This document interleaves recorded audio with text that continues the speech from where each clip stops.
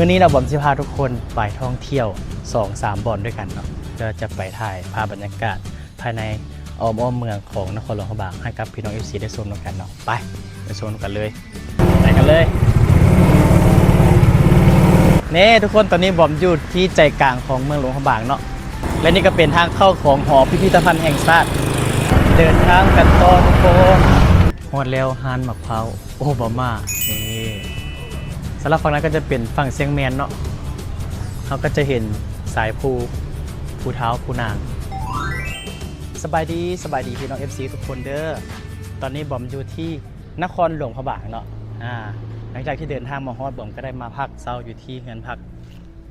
พระผลไซนั่นเองเนาะทุกคนที่มาท่องเที่ยวหลวงพระบางกำลังหาที่พักที่เช้ากะสามารถมาพักเช้าที่เงินพักพระผลไซได้เด้อตามเบอร์ตัวนี้เลยเนาะที่บอมจะขึ้นไว้ทางด้านล่างนี่เลยเนาะมี2สาขาด้วยกันเนาะอันนี้เป็นสาขาหนึ่งที่อยู่ในตัวเมือง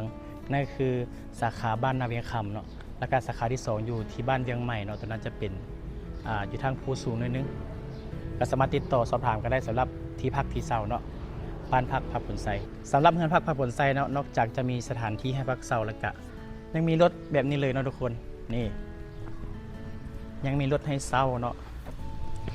เราสามารถขี่ไปเบิ่งภาพบรรยากาศทิวทัศน์อ้อมตัวเมืองได้สำหรับคนที่มักแบบชิวๆเนาะก็สามารถขี่ไปได้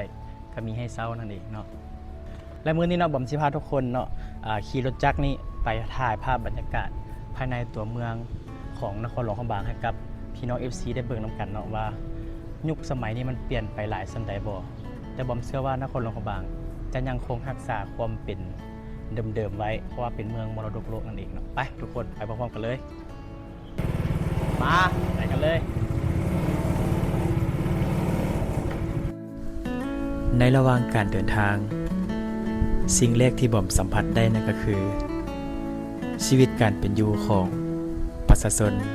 ชาวหลวงพระบางที่แสนจะเรียบง่ายและต่อมาก็คืออากาศจากธรรมชาติที่บริสุทธิ์ซึ่งมันเฮ็ดให้เราได้รับพลังงานบางสิ่งบางอย่างจากธรรมชาติเวลาที่เราได้สัมผัสหลวงพระบางเป็นอีกเมืองหนึ่งที่การสัญจรไปมาแบบสะดวกสบายที่สุดบ่มีไฟแดงและก็บ่มีรถติดและบ่มีความวุ่นวาย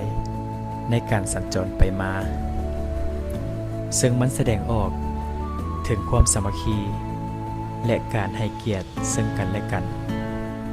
ของพี่น้องชาวหลวงพระบาง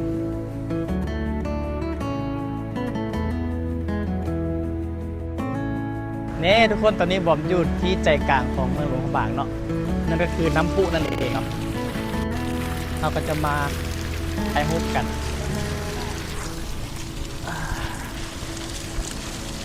อันนี้บอมมาตอนสวยเนาะ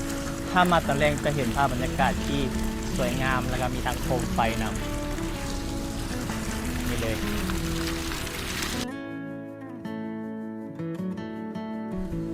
และนี่ก็เป็นอีกสถานที่หนึ่งที่ผมพาทุกคนมาเบิ่งนั่นก็คือสวนน้ำพุนั่นเองซึ่งเป็นสถานที่ที่ทุกคนต้องได้มาถ่ายรูปไว้เป็นที่ระลึก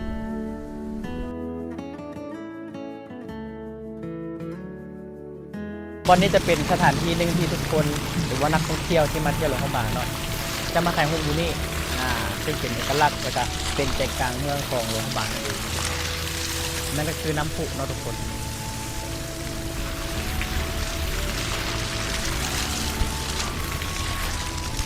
แล้วก็จะมีป้ายสัญลักษณ์บอกว่าฮอดแล้วหลวงพระบางและนี่ก็เป็นจุดแรกเนาะที่บอมพาทุกคนมาเบิ่งบรรยากาศมื้อนี้เนาะนั่นก็คือน้ำพุนั่นเองเนาะที่ทุกคนสามารถมาถ่ายรูปแล้วก็เก็บภาพบรรยากาศเพื่อลงไว้เป็นความทรงจำว่าครั้งนึงเคยได้มาหลวงพระบางและต้องมาเช็คอินอยู่ที่นี้นั่นเองเนาะแล้วเราจะไปต่อจุดที่2นั่นคือบ้านเจ๊กนั่นเองเนาะไปกันเลยเย้เดินทางต่อกันเลยทุกคน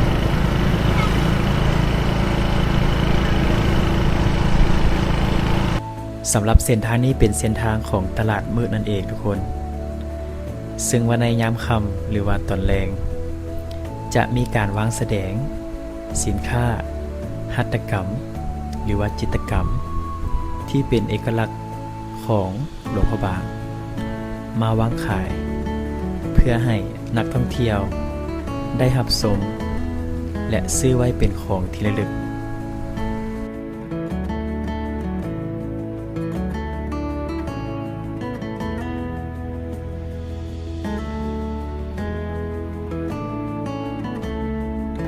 และตอนนี้บอมก็อยู่ที่ทางเข้าของหอพิพิธภัณฑ์แห่งชาติ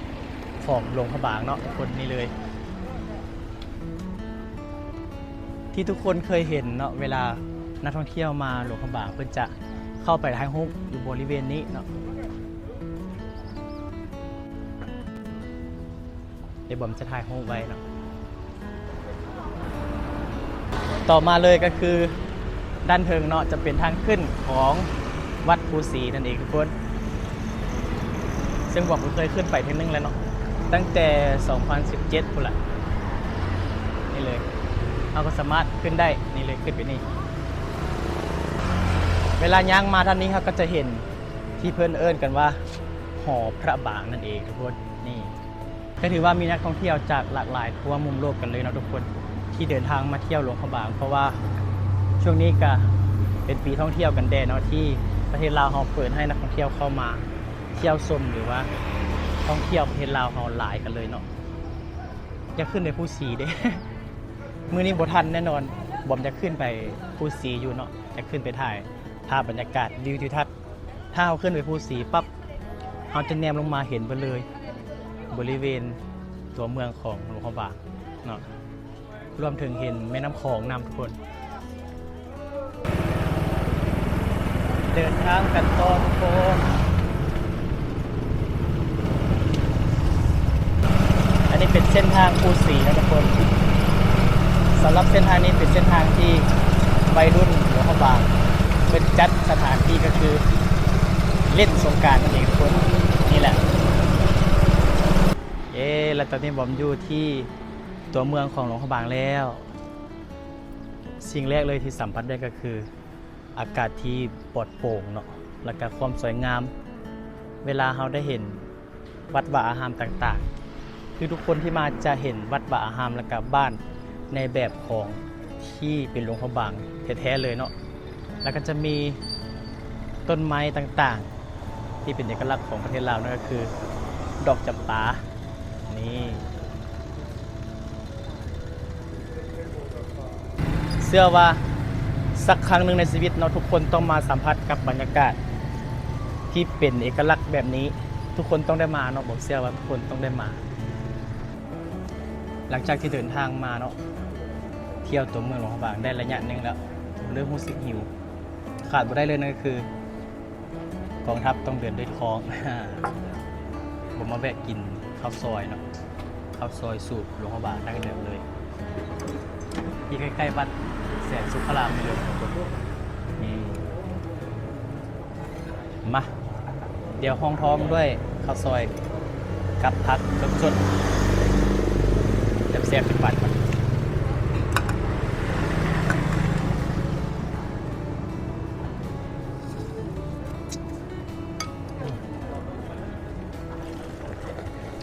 แกะเป๊ปซี่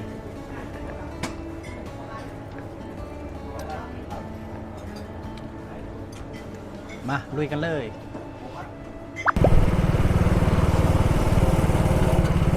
ตอนนี้เรากำลังเดินทางเพื่อจะอ้อมตัวเมืองหลวงพระบางเนาะแล้วเขาจะลงไปเส้นแคมป์ของเองคนนี่อันนี้เป็นเส้นแคมป์ของนะทุกคนนี่จะมีที่ให้นั่งเล่น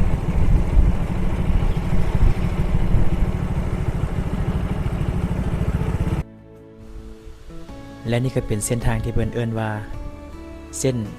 แคมคานหรือว่าเส้นแคมของนั่นเองนะทุกคน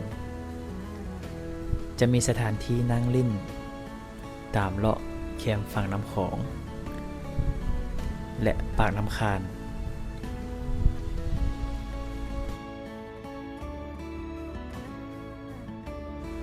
เมื่อเราเลาะลงมาแล้ว เราจะสังเกตเห็นนักท่องเที่ยวจากหลากหลายมุมรูปกันเลย ที่มารวมตัวกันอยู่ในเส้นนี้ เพื่อที่จะลงไปล่องเรือเพื่อเดินทางไปเที่ยวสถานที่ท่องเที่ยวบ่ว่าจะเป็นถ้ำติงหรือว่าความสวยงามของแม่น้ำโขง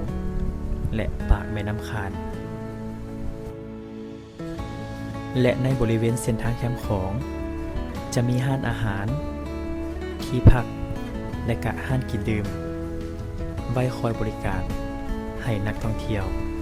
ที่เดินทางมา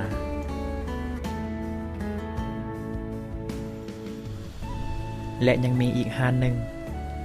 ที่ทุกคนบ่ควรพลาดเดี๋ยวผมสิพาทุกคน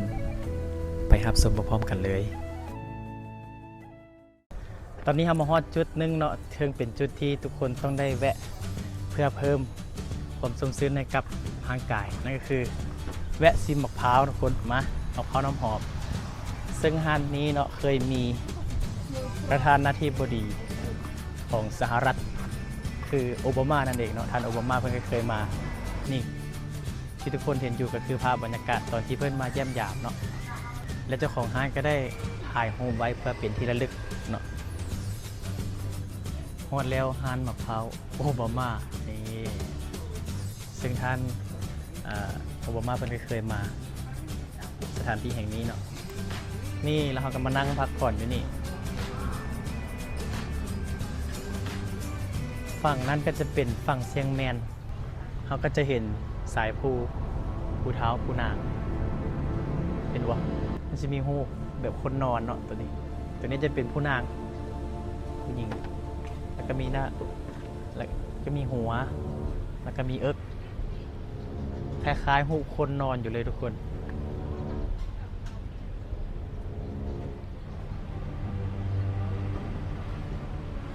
ตอนสวยก็จะมีผู้คนที่เพิ่นล่องเรือเนาะล่องเรือขึ้นไปผู้แหละทำติ่งแล้วก็จะมีพี่น้องที่ข้ามไปริมฝั่งนั้นและตัวนี้ก็เป็นท่าบักเนาะเป็นท่าบักนี่โอเคมาตัวนี้ได้แล้วตัวนี้ได้น้ำมะพร้าวแล้วทุกคนหน่วยใหญ่ๆเลยเนาะ เดี๋ยวซิมก่อน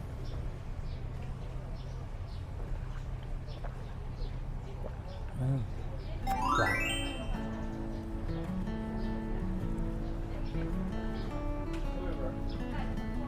ทุกคนมาก็ต้องได้มาซีมน้ำมะพร้าวเพื่อเพิ่มความชุ่มชื้นในกับร่างกาย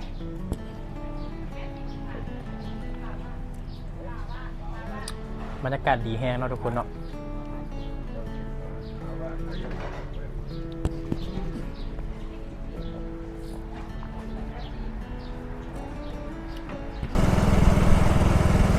เดินทางกับกันต่อทุกคน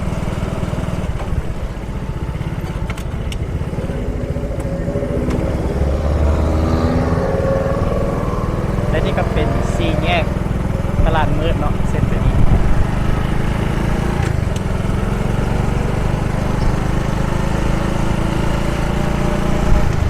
ไม่ได้ไปพระธาตุมักโมซ้ำเวลาบ่พอ ตอนนี้บอมกำลังเดินทางนี่บอกกำลังรถกลับแล้ว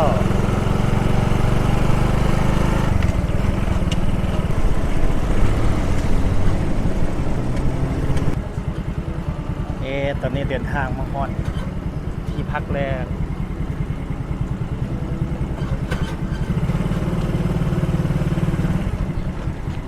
แล้วตอนนี้ผมก็เดินทางมาฮอดบ้านแล้วหลังจากที่ขี่รถจักรไปถ่ายคลิปภายในตัวเมืองนครหลวงพระบางกับพี่น้องได้รับชมกันเนาะก็ถือว่าได้เห็นหลายๆสิ่งหลายๆอย่างหลังจากที่บ่ได้มาหลวงพระบางประมาณ 7-8 ปีเนาะก็รู้สึกว่ายังอบอุ่นคือเก่าสำหรับสถานที่แห่งนี้ก็คือความสวยงามก็ยังคงเป็นเอื่นว่าเมืองมรดกโลกสมคำล่ำลือเนาะแล้วก็มีหลายๆสิ่งหลายๆอย่างให้เราได้เบิ่งแล้วก็ได้สัมผัสนั่นเองเนาะสำหรับคลิปนี้ก็ขอบใจทุกคนที่เข้ามาเบิ่งเด้อสำหรับคลิปหน้าผมจะไปใส่อย่าลืมฝากทุกคนกดติดตามเพื่อจะบ่พลาดในการที่ผมจะอัพคลิปให้กับทุกคนรู้การเคลื่อนไหวของผมว่าผมเดินทางไปลิ้นไซเดพาพี่น้องไปเบิ่งบนใดเด้ก็อย่าลืมฝากกดติดตามและกับเป็นกำลังใจให้ผมเด้อขอบใจหลายๆเนาะขอให้ทุกคนมีความสุข พบเจอแต่สิ่งดีๆให้สำเร็จทุกอย่างในสิ่งที่คิดและก็ลงมือทำพบกันใหม่ในคลิปหน้าสำหรับคลิปนี้ขอเกล่าวคำว่าสบายดี และสำหรับทริปเที่ยวหลวงพระบางก็ถือว่าจบลงซ้ำนี้ขอบใจทุกคนที่เข้ามารับชมเด้อพบกันใหม่ในคลิปหน้าสำหรับคลิปนี้สบายดี